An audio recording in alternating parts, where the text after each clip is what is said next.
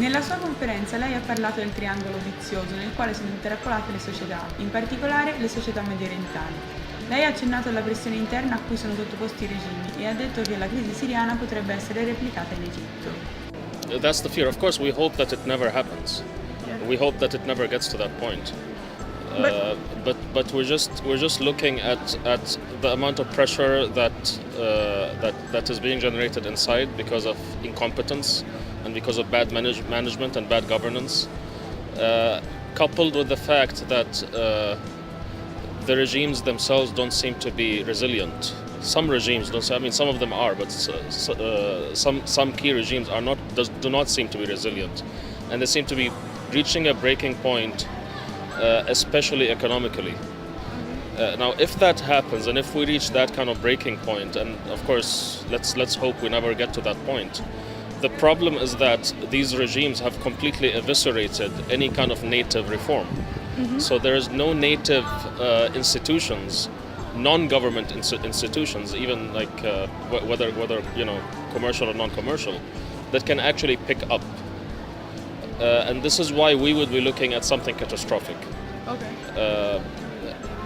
And that's why we're talking about the need for native reform, because the native reform is the buffer towards any kind of it's the buffer against any kind of catastrophe. Keep in mind that we call it a vicious triangle because it's a prison. It's not a structure which is to be kept.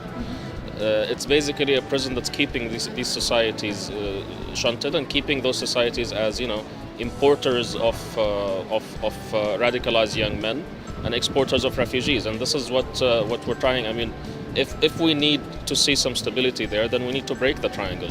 The problem is that these regimes are making it difficult to break the triangle without any catastrophe.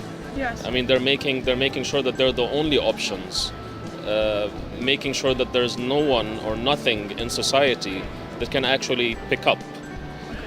The problem happens. I mean, the dilemma happens where you know that this is breaking, but at the same time you feel that there is no alternative from within. Esistono alternative provenienti dall'esterno di questa società? Well, that's the problem with the outside is that it reinforces the triangle again. It's basically we're talking about foreign intervention, and that's what we want to avoid. The problem here is that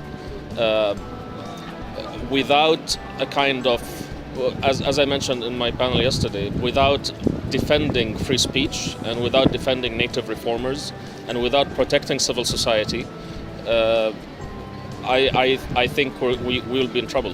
Con alternative provenienti dall'esterno intendevo un qualsiasi aiuto alla diffusione interna della libertà di parola e non un intervento militare. Well, that's what we're hoping for. We're hoping that the world, I mean, especially the free world, can be more principled about defending its own principles. But unfortunately, in many cases, foreign policy is driven by interests, economic interests or political interests, or more recently, security interests, just pure, narrow-minded, very short-term security interests, and that actually makes things worse rather than better.